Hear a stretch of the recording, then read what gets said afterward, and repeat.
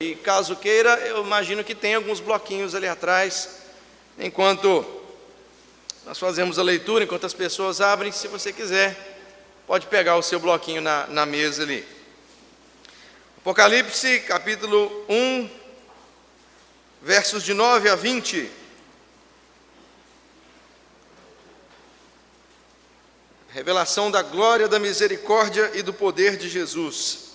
Diz assim: Eu, João, irmão vosso e companheiro na tribulação, no reino e na perseverança, em Jesus, achei-me na ilha chamada Patmos, por causa da palavra de Deus e do testemunho de Jesus. Achei-me em espírito no dia do Senhor, e ouvi, por detrás de mim, grande voz, como de trombeta, dizendo: O que vês, escreve em livro, e manda às 7 igrejas: Éfeso, Esmirna, Pérgamo, Tiatira, Sardes, Filadélfia e Laodiceia. Voltei-me para ver quem falava comigo, e, voltado, vi 7 candeeiros de ouro, e, no meio dos candeeiros, um semelhante a filho de homem, com vestes talares e cingido, à altura do peito, com uma cinta de ouro. A sua cabeça e cabelos eram brancos como alva lã, como neve os olhos como chamas de fogo, os pés semelhantes ao bronze polido, como que refinado numa fornalha, a voz como voz de muitas águas. Tinha na mão direita 7 estrelas, e da boca saía-lhe uma afiada espada de 2 gumes. O seu rosto brilhava como o sol na sua força. Quando o vi, caí a seus pés como morto. Porém, ele pôs sobre mim a mão direita, dizendo: Não temas, eu sou o primeiro e o último, aquele que vive. Estive morto, mas eis que estou vivo pelos séculos dos séculos, e tenho as chaves da morte e do inferno. Escreve, pois, as coisas que vistes, as que são, as que hão de acontecer depois dessas. Quanto ao mistério das 7 estrelas que vistes na minha mão direita, e aos 7 candeeiros de ouro, as 7 estrelas são os anjos das 7 igrejas, e os 7 candeeiros são as 7 igrejas. Feche seus olhos, vamos orar mais uma vez a Deus. Pai amado e Senhor, dono de todas as coisas, bendito, excelso sobre tudo, nós louvamos mais uma vez o Teu nome, e bendizemos a Ti, Deus, porque o Senhor merece toda a honra e toda a glória, porque o Senhor é realmente grande, imenso. Lhe agradecemos, Deus, porque o Senhor dignou-se a comunicar conosco, criaturas tão pequenas e falhas. Obrigado, Pai, pela graça maravilhosa. Obrigado, Pai, por Cristo Jesus. Pedimos em nome do Senhor Jesus, Deus, fale conosco esta noite, abra-nos o entendimento, que o Teu Espírito sopre dos 4 cantos sobre este local, e abra-nos o entendimento.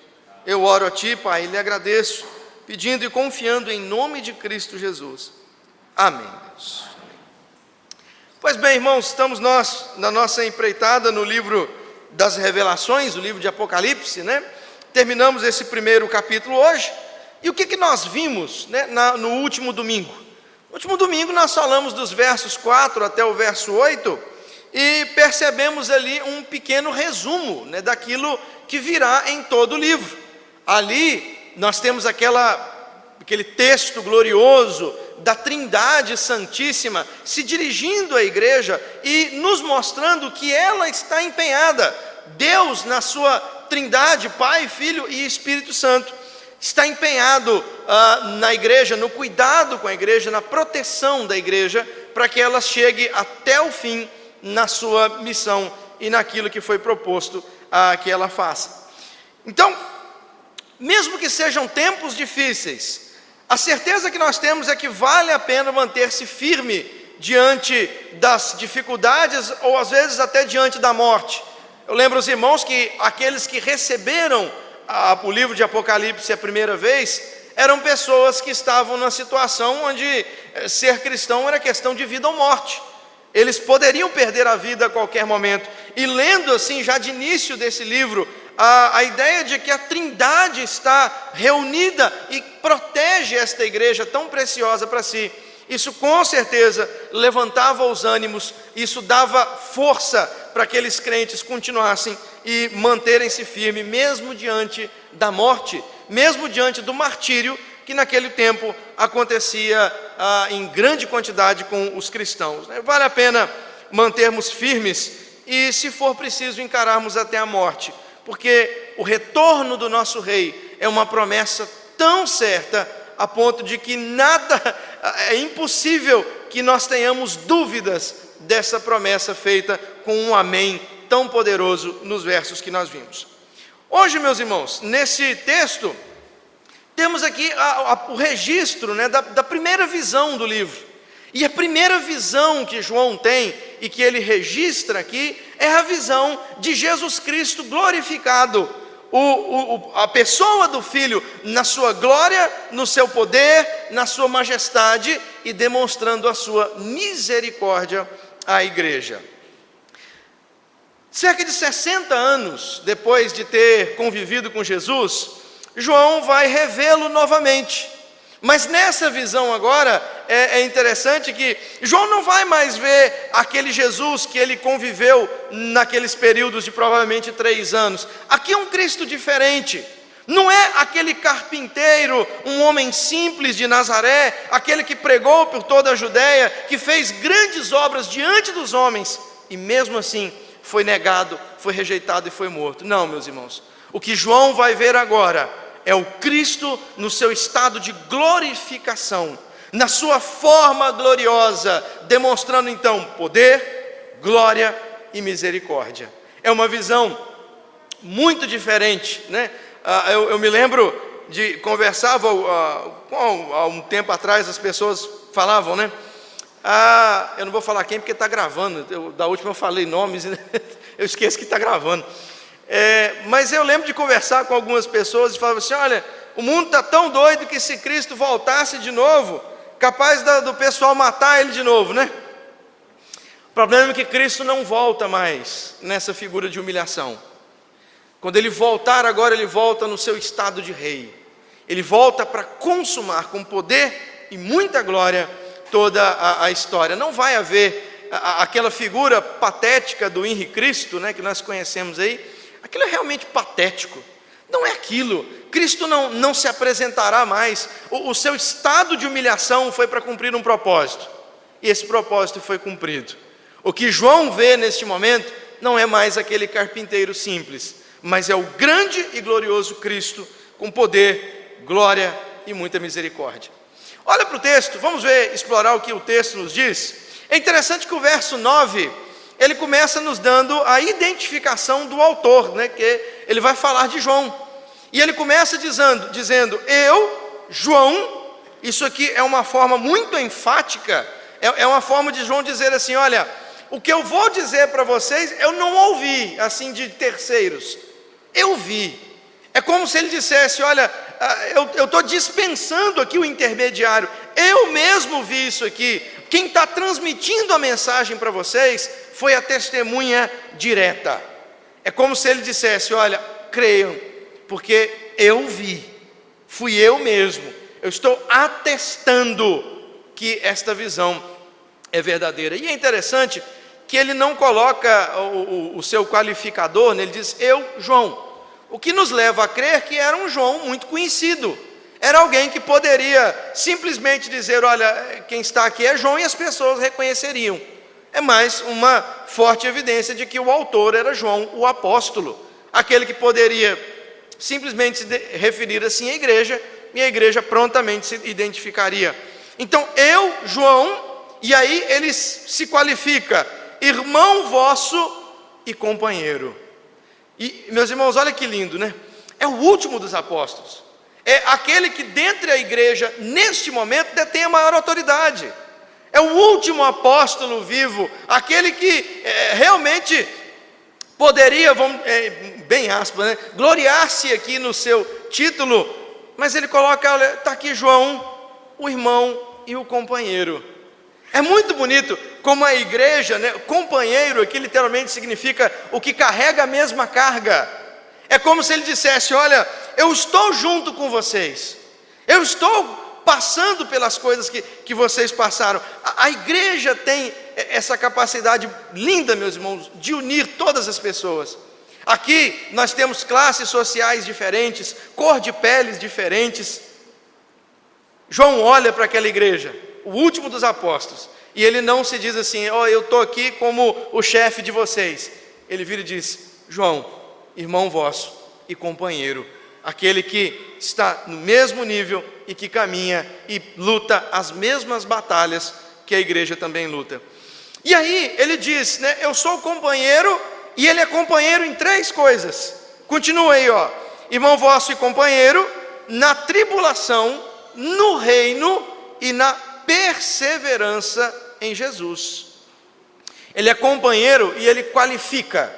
Em que ele é companheiro das igrejas que vão receber? Primeiro ele diz que ele é companheiro na tribulação. E tribulação, meus irmãos, tem um significado de grandes lutas, muitas dificuldades. Às vezes, nós passamos pelos nossos problemas cotidianos, eu estou com um problema de saúde, ou eu estou com um problema na minha família, e geralmente eu viro assim: eu estou passando pela tribulação. Meus irmãos, tribulação que João está falando aqui, é estar no corredor da morte, é estar preso, quebrando pedras, numa condição insalubre, e preso por causa do Evangelho. João não está aqui com a dor nas costas, uma dorzinha de cabeça, uma briguinha qualquer. Tribulação, meus irmãos, nós usamos essa palavra de forma muito leviana. Tribulação é quando Paulo e Silas estão presos, com açoites, vergões nas costas, e estão cantando, e com dores. Isso são tribulações, meus irmãos. Não é um probleminha bancário que eu tenho, ou sei lá, alguma dificuldadezinha que eu passo na vida. Meu irmão, eu estou numa tribulação. Não, João não está dizendo isso. João está dizendo: olha, eu sou companheiro para vocês no corredor da morte. Eu sou companheiro aqui nas maiores dores. Ele está velhinho, e ele já sofreu no corpo dele todo o tipo de castigo que os apóstolos passaram. Meus irmãos, a gente olha para os problemas nossos, às vezes, e chama de tribulação. Eu creio que os nossos problemas nem se comparam ao que Apocalipse quer dizer por tribulação. E se ele diz que ele é companheiro na tribulação, quer dizer que elas virão. E meus irmãos, há coisas que aguardam ainda o futuro da igreja, que não são simples dorezinhas de cabeça, problemas financeiros. Tem muita coisa que aguarda a igreja ainda, que vai ser sinônimo de vida ou morte, que vai ser sinônimo de dores. Isso são tribulações. E é nisso que João está falando: eu sou companheiro de vocês nas tribulações, nas grandes lutas, nas grandes dificuldades. Ele é companheiro na tribulação, que não é uma mera dor de cabeça, que não é um mero probleminha, mas são coisas poderosas, perigosas, perigo de morte. Ele é companheiro na tribulação, ele é companheiro no reino. Muito bonito a visão que Apocalipse tem durante todo o seu livro. Eu não vou entrar nesse conceito agora, mas a ideia de que o reino de Deus já se faz presente no nosso meio. Por isso que João diz: olha, eu sou companheiro na tribulação, e eu sou companheiro também do reino. É como se ele dissesse: a minha tribulação é justamente porque eu faço parte do reino. Este reino que ainda há de sofrer, que ainda há de suportar duros golpes e duras perseguições ainda hão de vir. Eu sou companheiro na tribulação, no reino e na perseverança. Eu sei que as coisas estão difíceis, mas eu creio que Cristo já reina, e eu ando perseverante, eu mantenho-me firme no que for necessário. Até se eu tiver que ir para uma ilha quebrar pedras, eu mantenho-me perseverante. E aí ele dá o fundamento. Ele é companheiro na tribulação, no reino e na perseverança. E por que ele consegue ser isso? Porque tudo isso em Jesus. O grande fundamento, a pedra onde João coloca os seus pés para dizer: olha, eu mantenho-me firme, companheiro nas tribulações, mas companheiro no reino e na perseverança em Jesus Cristo. E aí ele fala onde ele estava. O texto continua: achei-me na ilha chamada Pátimos. A ilha de Pátimos era uma ilha prisão, onde os romanos, onde o imperador Domiciano enviava os piores prisioneiros e os presos políticos. Os grandes malfeitores ficavam ali entre a Grécia, a Turquia e a ilha de Creta. Aí você tem ali no meiozinho uma ilha prisão, né, a ilha de Pátimos, e essas pessoas ficavam lá, meus irmãos, sendo obrigadas a trabalhos forçados. Então, olha a tribulação na qual João é companheiro, né? Ele está ali por causa de pregar, é o que o texto vai continuar dizendo, e ele está quebrando pedra. Irmãos, como que nós, depois de olharmos um ponto como esse, eu creio que nenhum de nós mais vai poder olhar e dizer assim: realmente eu estou passando pela tribulação. Meus irmãos, eu creio que muito poucos de nós aqui entendem o significado de tribulação. O que a Bíblia está dizendo quando ela fala em tribulação? João velhinho, quase 100 anos, ali como um prisioneiro político por Domiciano, sendo obrigado a quebrar pedras. E aí ele fala por que ele está lá. Continua: por causa da palavra de Deus e do testemunho de Jesus. Palavra de Deus aqui é a Escritura, é a Bíblia, aquela pela qual nós precisamos estar dispostos a morrer. Mas que, infelizmente, hoje nós não estamos dispostos nem a desfazer dos nossos prazeres. Nós não temos mais coragem de abrir mão do nosso emprego. Nós não temos mais coragem de definitivamente viver. Nós não estamos, meus irmãos, a igreja do século 21 não está disposta a morrer pela Bíblia. Não está disposta. Basta olhar aqui no nosso trabalho, às vezes, nós abrimos concessões. Na nossa vida, às vezes, nós abrimos concessões. Às vezes, é uma dificuldade, meus irmãos, dizer para alguns o seguinte: olha, não trate a igreja assim, porque a Bíblia diz assim. Mas a verdade é que parece que muitos não dão mais atenção para a Bíblia. Não dão mais atenção para a palavra de Deus. João está dizendo: eu estou preso. Eu estou aqui nessa situação de tribulação, por causa da palavra de Deus. E ele continua: a palavra de Deus e do testemunho de Jesus. Testemunho de Jesus aqui, no grego, é o mártir de Jesus. É como se ele dissesse: olha, eu estou dando o testemunho, o sangue das minhas mãos aqui quebrando pedras, são o testemunho da minha força e da minha fé em Cristo Jesus. Ele está preso, meus irmãos, está preso, porque ele amou a Bíblia, e porque ele testemunhou com a sua vida de Cristo. E Apocalipse, meus irmãos, sempre vai caminhar dizendo que momentos como esses virão. Momentos como esses virão. Pode ser que em algum momento nós aqui tenhamos que escolher. Já houve, meus irmãos, momentos para trás, onde nós precisamos escolher. E será que nós escolhemos? Eu estava pensando esses dias comigo, hoje, se por exemplo, o governo for fazer um concurso público, a prova do Enem não é feita no sábado, né? Porque os adventistas lutaram e conseguiram colocar a sua liberdade de culto no sábado e ganharam. E é incrível como nós trocamos o domingo por qualquer coisa. É incrível como faltar do culto é algo assim: beleza, tudo bem, vai lá. Quando chegar a hora, meus irmãos, de testemunhar com a própria vida que nós cremos na Bíblia, aí a coisa vai ficar feia. João está preso. E ele está preso porque ele não abandonou a palavra, não negou aquilo que a Bíblia diz e testemunhou com a sua vida. João está preso como consequência de uma vida dedicada a Cristo, tanto na pregação quanto no testemunho. Ele anunciava Cristo e agora está em grandes tribulações. Depois, no verso 10, ele começa a mostrar como que ele recebeu a visão de Apocalipse. Como que João viu tudo aquilo que ele vai falar. Ele diz: achei-me em espírito. E isso aqui é muito importante nós termos em mente.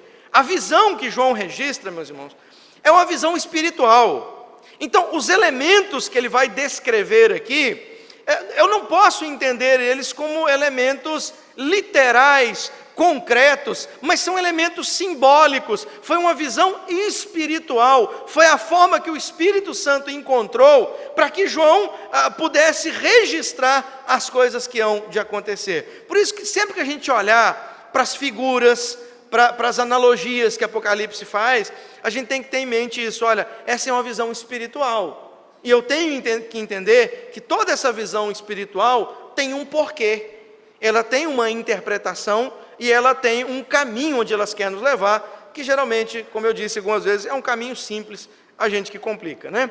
Então, ele achou-se em espírito, ele teve uma visão espiritual, tudo que vai vir é uma visão espiritual, e ele achou-se em espírito no dia do Senhor.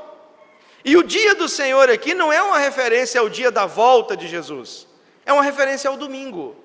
O domingo, já aqui no tempo de João, ele era tido como o dia do Senhor, era o dia da ressurreição. Nós já fizemos um estudo aqui sobre como a ressurreição de Cristo faz a transição do dia de guarda, né, do sábado para o domingo. E João diz, olha, eu me achei em espírito no dia do Senhor, que deveria ser um dia santo para os crentes, que deveria ser um dia de santo descanso, que deveria ser um dia de obras de misericórdia, que deveria ser o dia de culto, mas que se transformou no dia do futebol, que se transformou no dia dos afazeres, que se transformou no dia dos prazeres.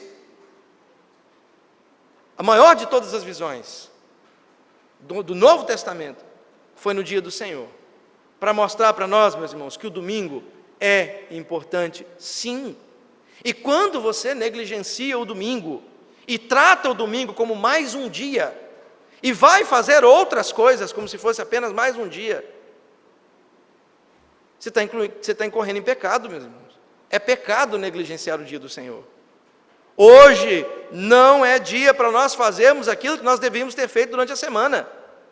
Domingo não é dia de nós trazermos, é lógico que eu não estou dizendo que nós vivemos o domingo como um peso de lei, mas nós vivemos o domingo hoje como graça em Cristo. E deveríamos tratá-lo assim, deveríamos ter mais respeito por esse dia. É uma pena, meus irmãos, mas boa parte da igreja moderna não respeita mais o domingo. Ele transformou-se só mais um dia, ele virou só o dia do descanso profano. João tem essa grande visão espiritual no dia do Senhor, e aí ele continua e diz, e ouvi por detrás de mim grande voz como de trombeta. Ou seja, ele naquele dia do Senhor é tomado por essa visão espiritual e um som muito alto chama a atenção dele. E ele se vira então para ouvir esse som. E aí o verso 11 fala o que essa voz como de trombeta dizia. Verso 11, dizendo, o que vês escreve em livro, porque esta mensagem é atemporal. Ela deve ser registrada para que a igreja de todos os tempos, até o último dia, entenda, ouça e se esforce na certeza de que o que está escrito aqui há de se cumprir. Dizendo, o que vês escreve em livro, e manda às 7 igrejas, e ele então lista essas 7 igrejas, todas igrejas verdadeiras que existiam lá na Ásia Menor, na Turquia, e nós vamos falar mais delas no tempo oportuno. Então no verso 12 nós vemos a reação de João. Como que João reagiu a esta voz de trombeta? Voltei-me para ver quem falava comigo e, voltado, vi 7 candeeiros de ouro. É interessante que João se vira e ele não vê imediatamente quem fala. Ele não mira necessariamente o emissor da mensagem. Mas ele vê esses candeeiros. Candeeiros são aqueles candelabros, né, onde você põe as velas para iluminar o local. Havia no Santo dos Santos, por exemplo, o menorá, né, o candelabro que iluminava no Santo dos Santos, não, no Santo, né, que estava lá iluminando aquela parte. E recordo, essa visão é uma visão espiritual. Então eu não posso entender literalmente isso aqui, meus irmãos. Esses candeeiros, eu não posso olhar para esses candeeiros e entender eles por si. Eu preciso entender que ele é uma figura E ele tem um porquê. E o porquê o próprio texto explica. No verso 20 mesmo, Jesus Cristo fala, olha, esses candeeiros aí são as igrejas. Então o símbolo, ele já é interpretado no próprio texto. Nós não precisamos ficar, não, esses candeeiros que ele viu aqui são uma grande luz cósmica que virá no fim e por aí vai. Não, o próprio texto diz, eu olhei e vi candeeiros. E Jesus fala, olha, os mistérios desse candeeiro aí é que eles são as igrejas. Esses candeeiros, e é interessante que candeeiro, aquela luminária, né, ela era um símbolo de Israel. Israel era simbolizado pelo menorá, pelo candelabro. E agora ele vira e diz, olha, esse menorá, esse candelabro é a igreja. A igreja, meus irmãos, é o novo Israel. Não há mais, Israel cumpriu o seu propósito ao trazer o Messias. É triste agora mesmo com essa guerra na Ucrânia, eu já vi um texto de alguns dizendo assim, não, essa guerra está levando alguns judeus a irem para Israel, e eles vão voltar lá a Israel, porque tem um propósito especial em Israel. Irmãos, Israel cumpriu o seu papel, não tem mais nada de especial, não, essas movimentações, isso não tem sentido mais. A igreja é o novo Israel, eles cumpriram o papel de trazer o Messias, mas não cumpriram o papel de anunciar a luz às nações. E para quem que passa esse papel, quem que recebe então a incumbência de ser luz do mundo, é a igreja. Então, nota que o texto, ele já nos dá uma base aqui para ignorar essas besteiras que estão sendo ditas hoje. Não, Deus tem um plano especial para os israelitas. Meus irmãos, Israel cumpriu o seu plano. E agora não há salvação fora de Cristo. Não há um plano especial para a salvação dos judeus. O novo Israel é a igreja. E ele está aqui simbolizado nesses candeeiros. E é interessante que esses candeeiros são de ouro. Isso demonstra a dignidade da igreja. Ouro é um metal nobre. É como se ele dissesse, olha, essas são as igrejas. E por mais que elas estejam passando por dificuldades, por mais que os crentes estejam sendo pisoteados, esta igreja para mim é um candelabro de ouro. Ela tem dignidade. Ela é algo muito precioso aos olhos de Deus, aquele que cuida da sua igreja. Depois, o verso 13 apresenta quem estava no meio dos candeeiros, né? João ouve a voz, se vira, não vê o emissor primeiro, vê os candeeiros, e depois ele registra que viu quem está. E no meio dos candeeiros, um semelhante a filho de homem. É a primeira vez, repito, em 60 anos, né, que João vai rever Cristo, e agora vê ele glorificado. Essa expressão filho do homem é uma referência a Daniel capítulo 7, e denota toda essa humanidade e divindade de Cristo. Mostra ele como o grande rei, humano e divino. Ele não é um mero libertador político, não é como muitos acreditavam, como muitos ainda dizem hoje, um arauto de uma política qualquer. Ele é o grande rei, ele é o Senhor da criação. E é interessante que esse Senhor da criação, semelhante a filho do homem, voltando nossos olhares lá para Daniel 7, aquela figura maravilhosa que Daniel vê, ele está no meio dos candeeiros. Irmãos, é muito bonito, porque isso aqui está respondendo uma dúvida dos crentes daquela época. Quem se lembra da introdução, eu disse que uma das dificuldades que os crentes estavam tendo era entender aonde estava Jesus no meio da tribulação, no meio de toda aquela aparente morte da igreja. Onde é que está Cristo? Aí João vê Cristo, e ele está no meio da igreja. É por isso que ele pode dizer no capítulo 2, no capítulo 3, olha, eu conheço as tuas obras, eu sei que você é assim, que você é assado. Ele pode falar isso a essas 7 igrejas, porque ele está no meio da igreja. É daqui que vem a força. É por isso que as portas do inferno não prevalecem contra a igreja. Cristo está no meio dela. Mesmo no seu plano, assunto, mas Cristo não abandona a sua igreja. Ele está com ela, ele está no meio dela. Isso tem 2 lados, né? Tem um lado positivo e tem um lado negativo. Ele conhece todas as nossas lutas. Ele está no nosso meio, Ele sabe as nossas dificuldades, mas Ele conhece também todas as nossas abominações, Ele conhece todos os nossos pensamentos, Ele sabe como você tem tratado a igreja, Ele sabe qual a visão que você tem da igreja, Ele sabe como você trata o domingo, Ele sabe o que está no seu coração quando você está se arrumando para vir ao culto. Ele sabe, Ele não está distante, Ele está no meio dos candeeiros. Continua: semelhante a filho do homem, com vestes talares e cingido à altura do peito, com uma cinta de ouro, né? Ele está com vestes esplendorosas, provavelmente aqui vestes de sumo sacerdote, né? A função de Cristo em oferecer-se a si mesmo, né? Diante de Deus em sacrifício contínuo, como diz o livro de Hebreus. E aí ele continua na sua descrição, verso 14 e 16: a sua cabeça e cabelos eram brancos como alva lã, como neve. Uma outra referência a Daniel, quando Daniel encontra lá o ancião de dias, né? Aquele de quem não se pode contar a sua idade, que é de idade indefinida, o grande ancião de dias. Os olhos como chama de fogo, outra referência a Daniel.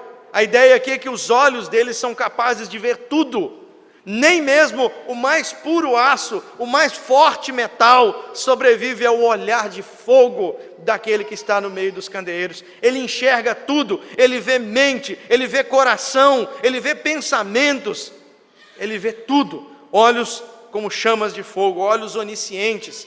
Os pés semelhantes ao bronze polido, como refinado numa fornalha.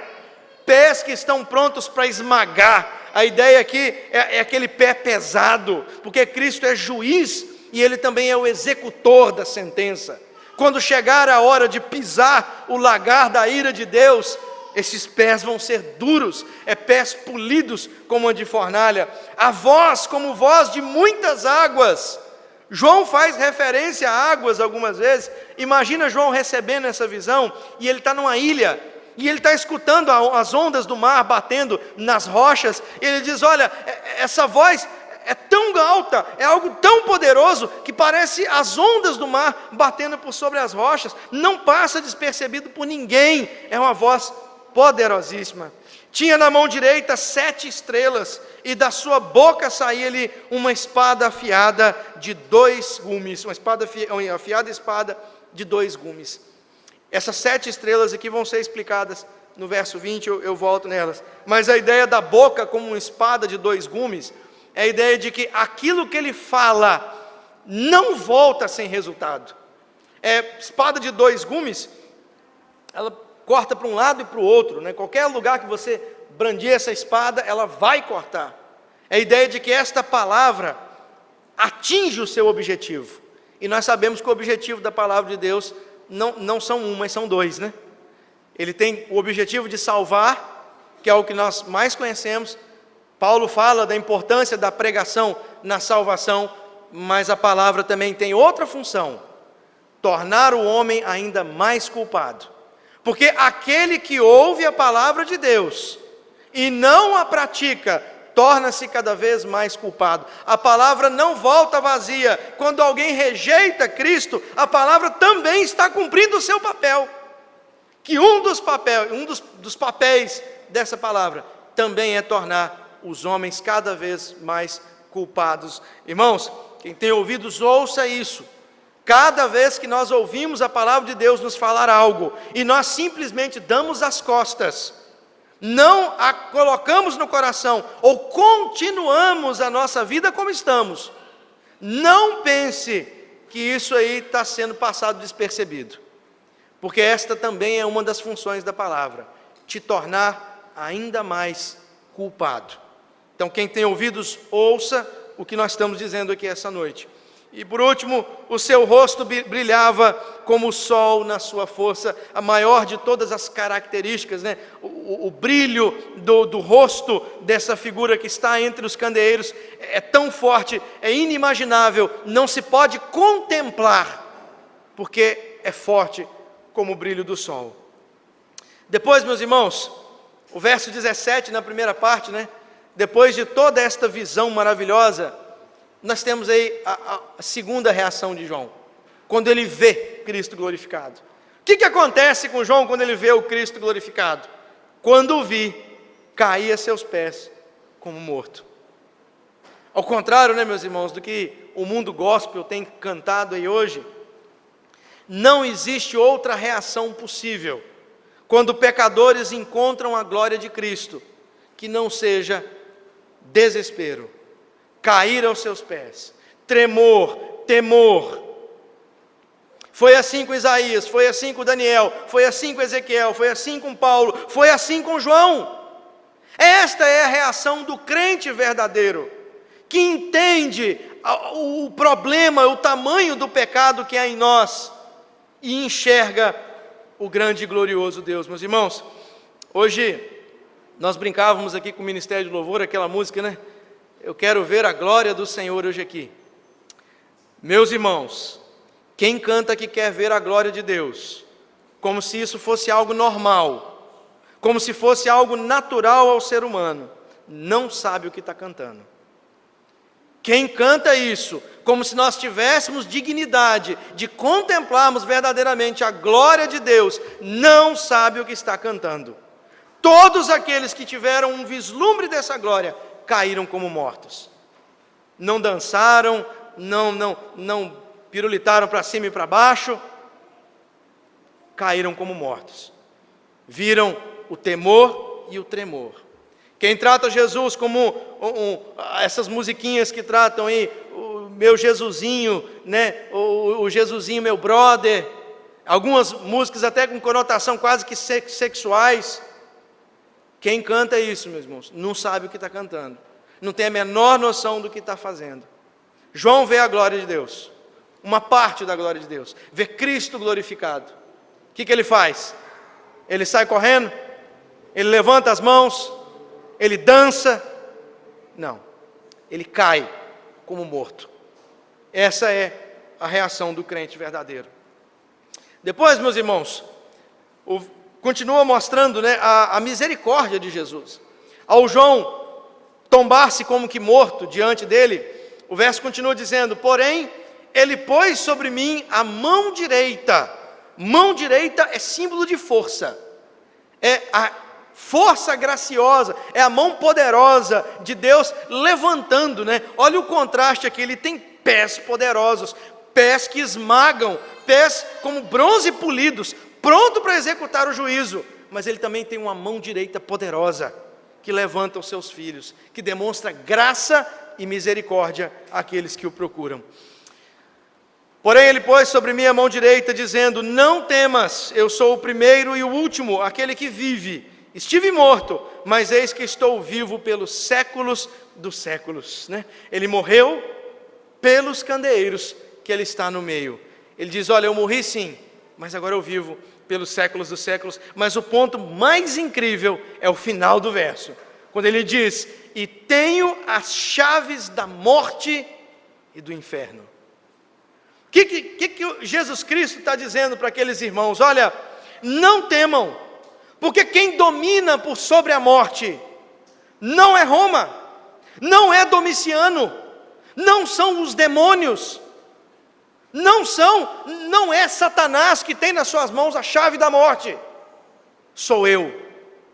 Satanás sequer tem a chave do inferno, que vocês vão ver que nem para lá ele vai, mas quem tem as chaves da morte e as chaves do inferno na mão é Cristo. É Ele que abre e é Ele que fecha tanto a morte quanto o inferno.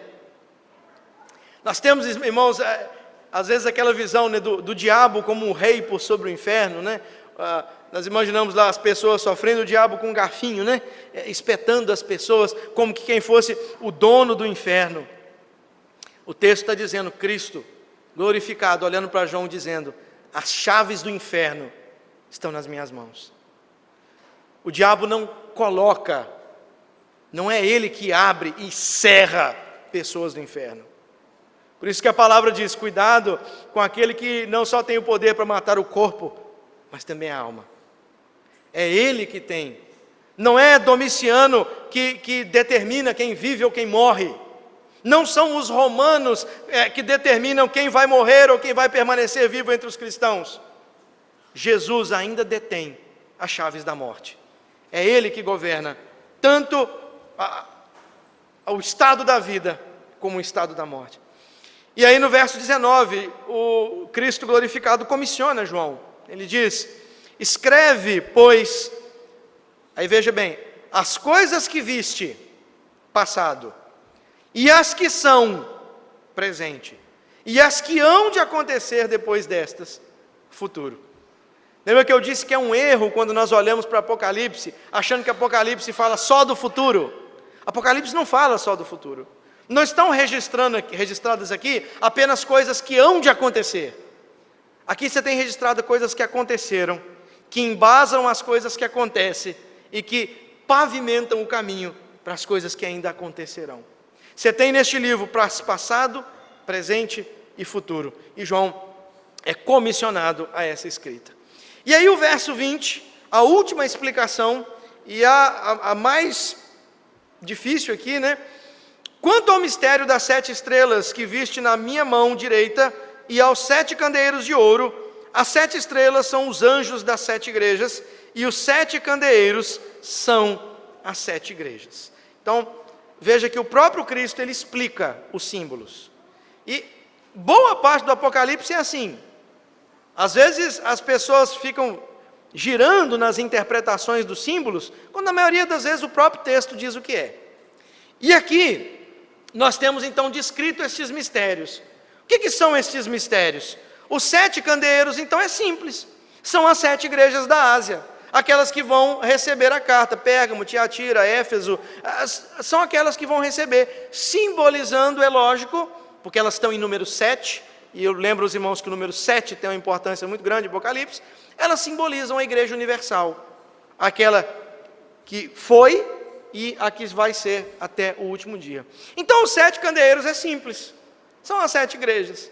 Agora as 7 estrelas, quando ele diz que são os anjos das 7 igrejas, o que significa isso? O que são esses anjos das 7 igrejas, meus irmãos? E aqui sim, a coisa toma um ar um pouquinho mais complicado, e você tem várias interpretações do que poderia ser esses anjos. Eu trouxe aqui as duas principais, para nós não nos perdermos aqui. Mas as duas principais interpretações, a primeira diz que esses 7 anjos são os pastores das igrejas. Embora não seja comum essa linguagem de chamar o pastor de anjo, na verdade ela só aconteceria aqui, se for essa a interpretação correta. Porém, o que são os anjos? Os anjos são os mensageiros, aqueles que trazem, não é, a mensagem de Deus. E quem leria essa carta diante da igreja seriam os pastores da igreja. Eles receberiam e leriam diante da congregação, como nós estamos fazendo aqui hoje, essa noite. Então, pode ser, né, que a interpretação aqui seja que esses 7 anjos são, na verdade, os 7 pastores, aqueles que iriam trazer a mensagem para a igreja. Se for isso, meus irmãos, eu marquei o detalhe muito bonito, né? Esses 7 pastores estão nas mãos de Cristo. Quem conduz, na verdade, eles seriam os mensageiros, mas quem conduz a mensagem é o próprio Cristo. Eles estão nas mãos de Cristo e devem pregar a mensagem de Cristo. Essa é uma interpretação possível. A outra é que sejam anjos reais. Nós não cremos em anjo da guarda, né? Embora nós não creiamos em anjo da guarda, nós sabemos que Deus manda sim anjos para proteger a igreja. Você tem um caso lá em Daniel, né? Aquele caso do príncipe da Pérsia, o príncipe da Grécia, e aí então é enviado, se eu não me engano, Miguel, é enviado ali naquela situação. Então, os anjos são enviados sim, não seria algo tão estranho imaginar isso. A grande dificuldade é que nos capítulo 2 e 3, esses anjos então estariam sendo repreendidos por Deus. E aí fica também complicado, né? Quando vai ler as igrejas, eles recebem repreendas. E se eu entender que são anjos verdadeiros, são eles que estão recebendo a repreenda, meu irmão. Todas as duas interpretações tem o seu pé de barro, né? Os pastores, se forem, realmente é só nesse texto que os pastores são chamados de anjo, mas seria entendível porque que eles estão sendo repreendidos. Se nós entendermos que são anjos verdadeiros, o que também não é impossível, nós vamos ter a dificuldade de entender por que anjos estão sendo repreendidos por Deus, né? O fato é que talvez jamais saberemos a real interpretação. Mas seja qual for a interpretação correta do texto, o importante não é a figura, mas o importante é que esta figura está nas mãos de Cristo. Seja o anjo mensageiro, seja o pastor que vai trazer a mensagem, está nas mãos de Cristo. A mensagem é isso, não se perca no símbolo, foque na mensagem. Quem está na direção da igreja é o próprio Cristo, aquele que anda no meio dos candeeiros, né? É o poderoso Deus no seu poder, na sua glória, na sua misericórdia. A mensagem aqui é essa, né? Cristo, quando subiu aos céus, lá em Atos, ele não abandonou a igreja. Alguns poderiam estar pensando isso, né? Poxa, tanta tribulação, tanta dificuldade, eu acho que Cristo foi assunto ao céu e abandonou a igreja. Aí no último livro João tem essa visão: não, eu não abandonei a igreja, eu estou no meio dos 7 candeeiros, eu estou aqui. Seja esses anjos pastores ou anjos verdadeiros, o fato é que quem guia eles e quem guia aquilo que eles vão de fazer é o próprio Cristo. Ele cuida da sua igreja. Irmãos, eu termino fazendo algumas aplicações finais desse texto. Primeiro, lembrar este fato maravilhoso que o texto nos ensina: Cristo está no meio da igreja. Ele conhece, meus irmãos, Ele vê tudo, repito, para o bem ou para o mal. Por isso, fazemos bem essa noite em nos perguntar: como anda a nossa fé? Como anda a minha visão de igreja? Será que eu ainda tenho no coração a visão de que a igreja é só uma instituição? Que é só mesmo uma reunião, um clube, onde eu me reúno aqui com alguns irmãos? Querido, como está a sua fé na igreja da qual Cristo anda no meio? Aquela qual Efésios fala que foi o presente para Cristo. Deus deu a igreja a Cristo. Eu falava hoje no nosso discipulado, quando nós lemos esse texto de Efésios, meus irmãos, como a gente fica triste, né, quando alguém quebra ou deprecia um presente que a gente ganha, né? Ficamos tristes quando isso acontece. A igreja é o presente de Deus para Cristo. Imagina como esse que está aqui, com pés como de bronze polido, em toda a sua glória, majestade e poder. Imagina como ele fica quando nós menosprezamos aquilo que ele recebeu como presente do Pai pela sua grande tribulação. Como está a nossa fé, meus irmãos? Como nós nos apresentamos diante de Deus? Uma vez que entendemos que o culto é assembleia solene, Hebreus nos diz que nós nos unimos neste momento aos anjos, aos santos nos céus glorificados. É o momento onde cada um de nós, como pedras vivas, formamos o verdadeiro santo dos santos. E neste momento a escada que é Cristo, e anjos subindo e descendo pela escada que é Cristo. Como que nós nos apresentamos diante de Deus neste momento?